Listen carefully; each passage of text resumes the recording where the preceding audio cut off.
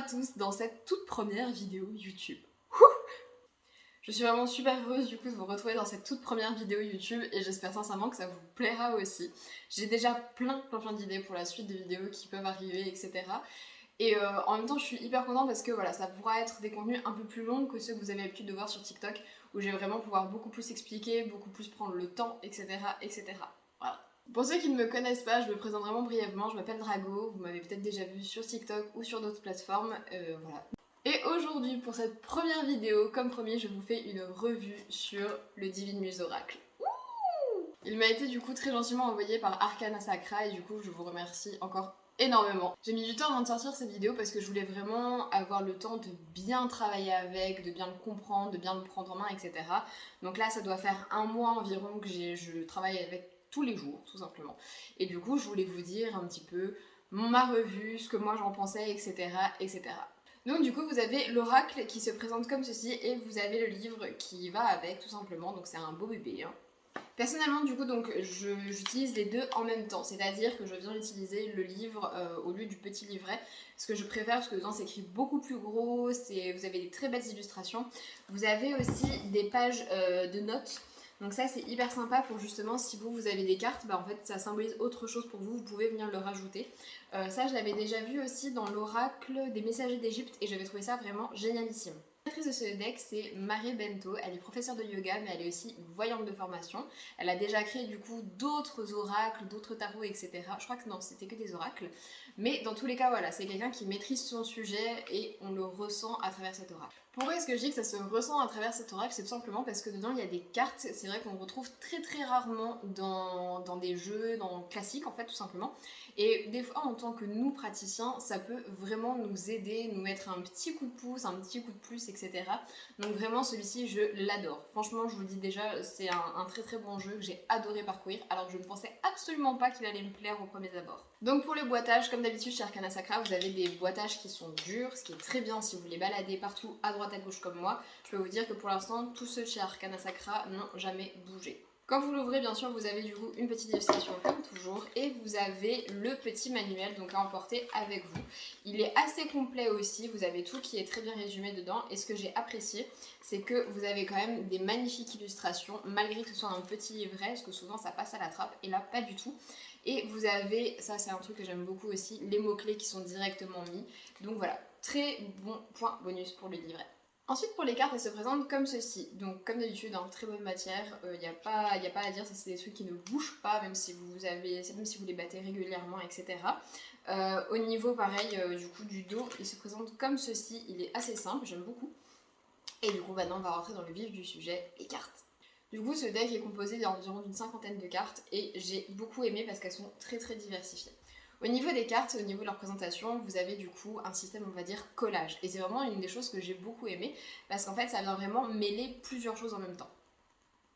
Vous pouvez aussi du coup retrouver à chaque fois un petit point histoire sur chaque carte. Et ça, pareil, c'est vraiment génial. Vous pouvez les retrouver du coup dans les descriptions des cartes pour savoir qui est représenté sur cette carte et pourquoi.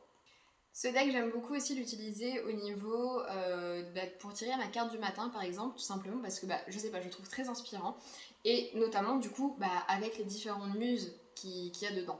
Par exemple, vous avez la muse de l'éloquence, la muse de l'histoire, la muse de l'art, la muse de la tragédie, la muse de la comédie, etc. etc. Et ça, voilà, je trouve vraiment ça hyper intéressant si comme moi vous aimez créer des choses, innover, etc. Ça peut vous donner justement une idée pour quelle inspiration vous allez prendre aujourd'hui. Dans les cartes que je vous disais tout à l'heure, qu'on voit qu'elle est praticienne, etc., moi il y a deux cartes dedans que j'ai vraiment apprécié de retrouver.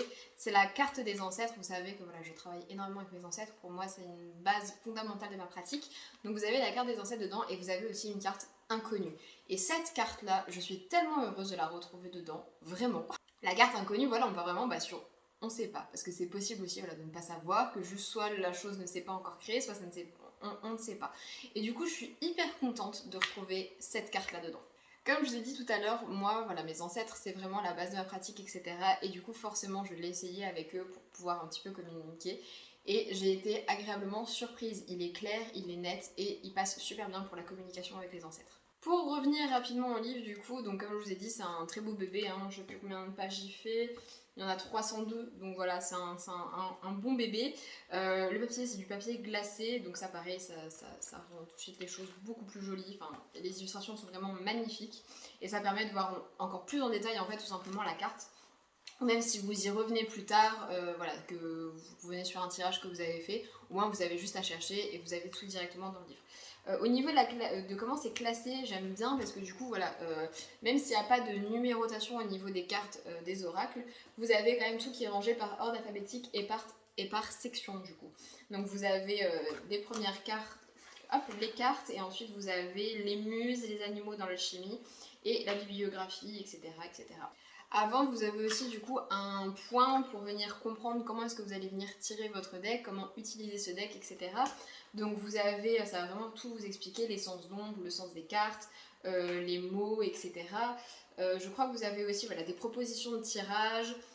Franchement, il est hyper complet, donc franchement, je suis ravie aussi. J'avais peur justement que le livre soit, on va dire, juste un accessoire, juste un gadget par rapport au deck, mais pas du tout. Ils se complètent vraiment les deux super bien. Et comme je vous disais, moi, je n'utilise pas l'un sans l'autre au final. Donc du coup, comme je vous ai dit, voilà, j'ai vraiment utilisé le livre pour une fois parce que du coup, je voulais déjà vous faire une revue complète sur comment est-ce que je l'avais trouvé, etc.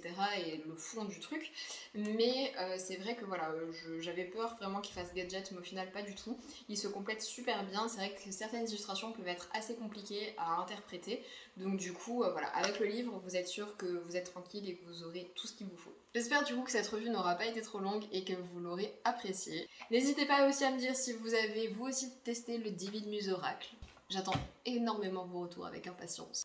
Et bien sûr, je vous fais d'énormes bisous et on se retrouve à très bientôt. Ciao ciao.